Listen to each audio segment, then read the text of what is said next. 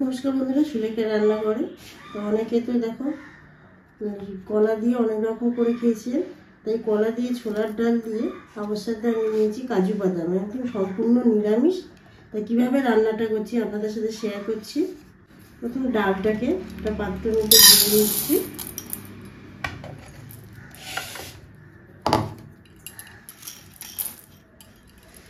তো এখানে 200 গ্রাম ডাল আছে, 150 গ্রামের মতো।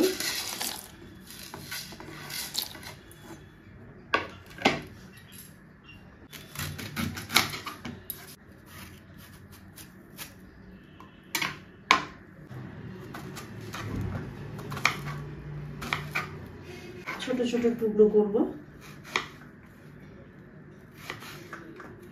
দেখো এরকম ছোট টুকরো। এখানে দেখো আমি একটু হলুদ দিচ্ছি আর একটুখানি পাতিলেবু রস দিয়ে মাখিয়ে রেখে দিচ্ছি, যাতে না ডালটা কালো হয়ে যায়। এমনি দেখবি কোলা জাতীয় জিনিসগুলো রান্না করলে মোচা কালো হয়ে যায়। একটু হলুদ আর একটু পাতিলেবু রস মাখিয়ে রেখে দিলে জিনিসটা কত সুন্দর কালার চলে আসে। দিয়ে পরিষ্কার করে নিয়েছি, তারপর দিচ্ছি এখানে সিদ্ধ করতে দিচ্ছি। ওর সাথে আছে কাজু বাদাম আর ওই ছোলার ডালটাকে ভালো করে ধুয়ে পরিষ্কার করে নিয়েছি। এখানে দিয়ে দেবো সিদ্ধর সাথে, বসিয়ে এটাকে সিদ্ধ করে নেবো। এলাচ আমি দিয়ে দিলাম ডালের সাথে। প্রথম অল্প একটু সাদা তেল দিয়ে দিলাম, সাথে ঘি মাখিয়ে দিচ্ছি। এবারে আমি গোটা জিরের ফোড়ন দিয়ে দিচ্ছি। দেখো কড়াইতে দিলাম 4টে লঙ্কা, 2টো তেজপাতা ফোড়নে মতন হয়ে গেছে, বোঝাই যাচ্ছে। এবার আমি দিয়ে দেবো কোলাটা, দেখো কতটা সাদা হয়ে গেছে, একদম এখানে দেখিয়ে দিচ্ছি। দেখো পুরো নরম হয়ে গেছে। এবার আমি একে একে মশলাগুলো দিয়ে দেবো। প্রথম দিলাম একটা গোটা টমেটো কুচা, 1 চামচ দেবো আদা, দিলাম ধনে গুঁড়ো, একটু লঙ্কার গুঁড়ো।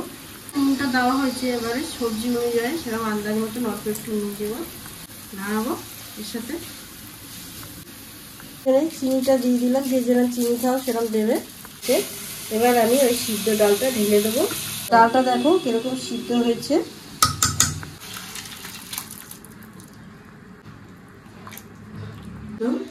অল্প অল্প রুটি পরোটা দিয়ে খুবই ভালো লাগে, ভাত দিয়েও খেতে পারো। তো এবার আমি নামাবার আগে একটু গরম মশলা দিচ্ছি, 5 মতন ঘি ছড়িয়ে দেবো, এই নিয়ে নামিয়ে নিচ্ছি। ছোলার ডাল পুরো পরিবেশন করুন এবার এইভাবে রান্না করে। আর দেখে যদি ভালো লাগে অবশ্যই চ্যানেলটাকে সাবস্ক্রাইব করবে, লাইক করতে ভুলবেন না, আর কমেন্ট করে বলবে কেমন হলো।